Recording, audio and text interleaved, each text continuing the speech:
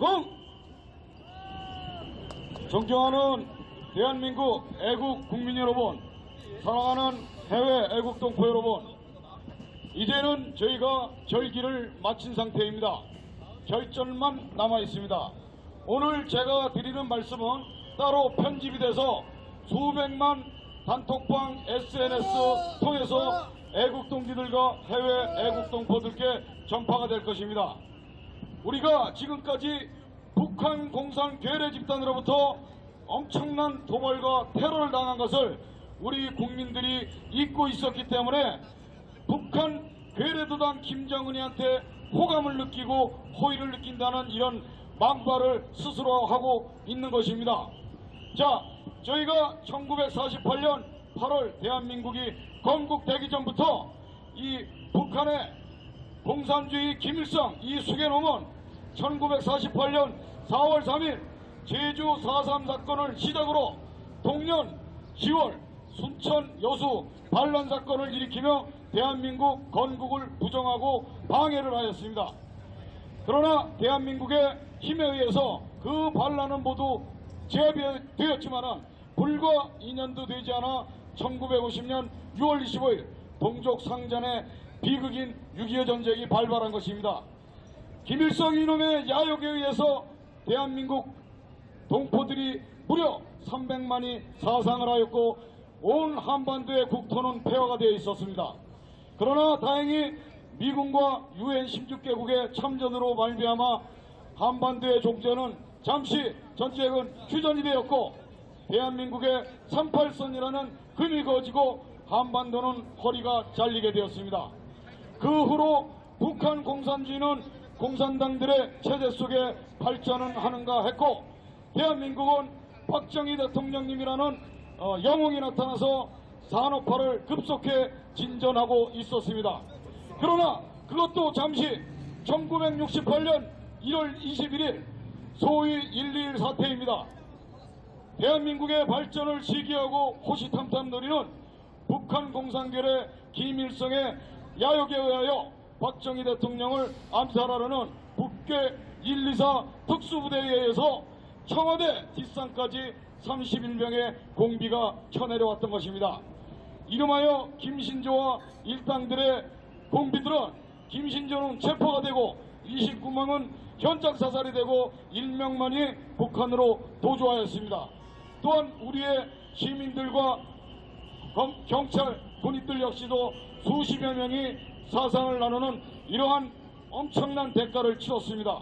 또한 동년 1968년 울진 삼척에 무장공비 120명이 남침을 하여서 강원도 일대를 2달간 쑥대밭을 만들고 우리가 배웠던 여러분들이 느꼈던 이승복 어린이의 나는 공산당이 싫어요의 외침에 의해서 무자비한 북괴 공비놈들에 의해서 입이 찢어지며 숨을 거두는 그러한 악랄한 현장이 연출이 되었던 것입니다. 이 120명의 공비 역시 대한민국의 군과 검에 의하여 무려 113명이 사살이 되고 7명이 체포되는 120명 전원 체포 사살을 하는 쾌거를 올렸으나 우리의 시민과 군, 검이 무려 61명이 사상을 당하는 그러한 비운의 역사를 갖고 있습니다. 다시 또 잠잠 하나 했었지만은 1976년 이른바 8.18 판문점 도끼 만행 사건으로 북괴건 놈들이 벌건대낮에 도끼로 미군 장교 둘을 찍어 죽이고 9명의 부상자를 만드는 이른바 도끼 만행 사건입니다. 이에 격분하신 박정희 대통령께서는 청와대 집무실에서 내 철무와 불화를 갖고 오라 해서 그 분노에 의해서 북한을 응징하고자 했고 거기에서 다시 북한의 정중한 사과를 받고 일촉즉발의 그런 상황이 무마가 됐습니다.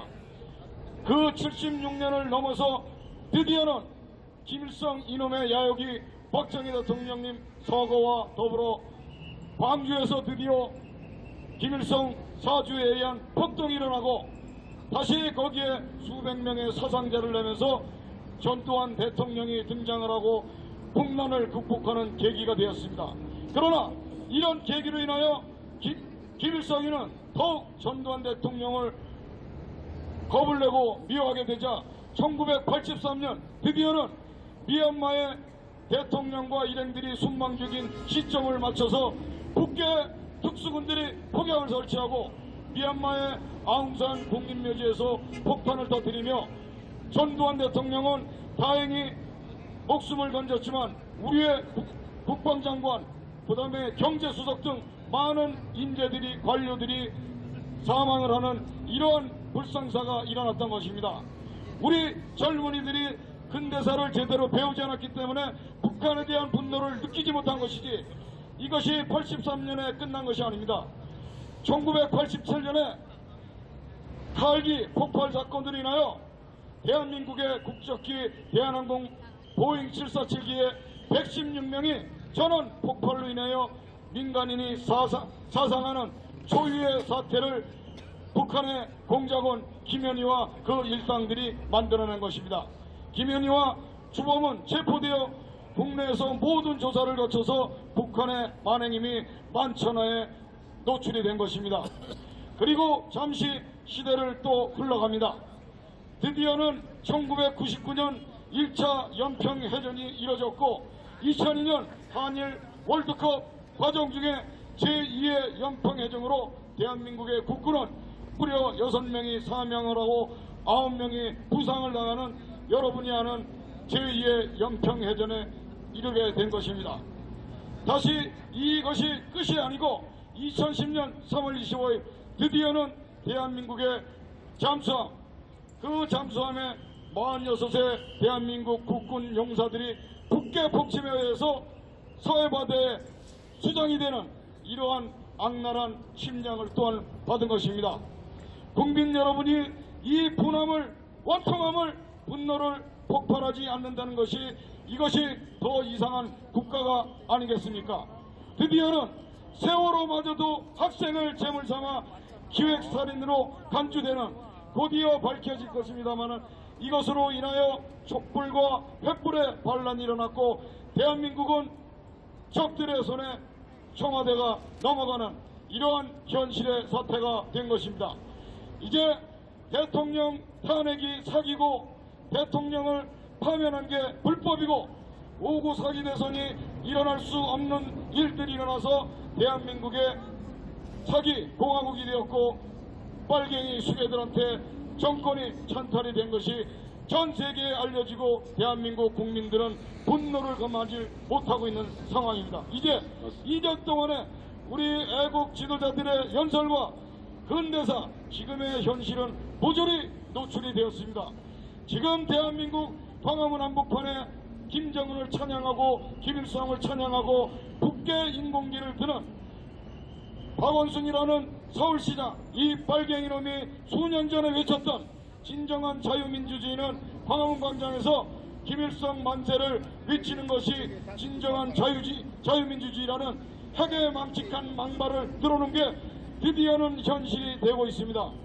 대한민국은 헌법이 살아있고 국가보안법이 살아있음에도 불구하고 국정원 내지는 검찰, 현역 경찰들은 끝내 이것을 외면하고 인민경찰이 되고 있고 국회 노동당의 하수인이 되고 있는 것입니다.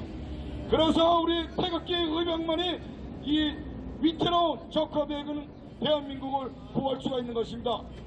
자, 다음 주 토요일 11월 17일에는 이 방송을 듣고 유튜브 방송이 전파되는 모든 알게 되는 대한민국의 애국 국민들은 광화문에 모두 나와서 저 청와대에 있는 붉은 무리들을 끄집어내서 대한민국의 헌법과 국민의 주권으로 이놈들을 처단하는 제2의 건국 대역사에 동참해 주실 것을 간곡히 호소드립니다. 예, 알겠습니다. 그 날이 11월 17일이기를 박수고대하면서 마치겠습니다. 멸공!